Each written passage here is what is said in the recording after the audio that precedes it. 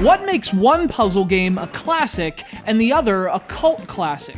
Because, contrary to the additional word, it has nothing to do with people who believe comets are the vessels for an extraterrestrial savior. In this case, it has a lot more to do with accessibility. Tetris is a classic, Dr. Mario is a classic, Bejeweled is a classic. This is a cult classic. The game is called Zoop, and in the mid-90s, this thing was everywhere. It was released for no less than 8 different platforms, so no matter what your preference, there was a Zoop for you. It was even offered as a free rental for a while by the video rental store Blockbuster. And for you kids, a video rental store was like a Netflix you could walk around in. And Zoop was like a puzzle game you could torture yourself with.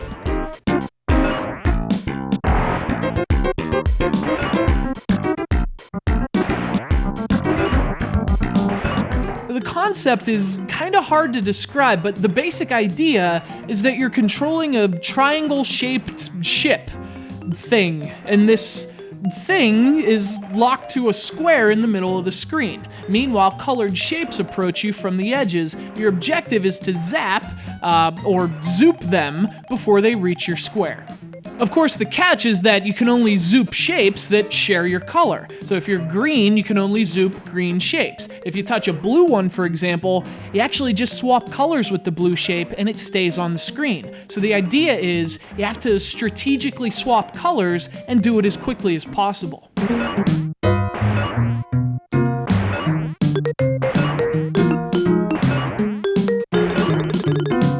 Now, Zoop is built from a pretty ingenious concept, but there's also a problem. The minute your game requires a complicated description to explain, you're gonna lose people. Unlike those classic puzzlers that are both simple in concept and complex in practice, Zoop is almost too smart for its own good. This game's hard to wrap your head around at first, and when you finally figure it out, it just punches you in the face. You see, the other thing about Zoop is that it's ridiculously hard, and unlike a game like Tetris, the difficulty is steep right from the onset. You're almost immediately in over your head and closed in by shapes of all colors, and it gets to the point where even your most sincere effort isn't enough to save you from your own mediocrity.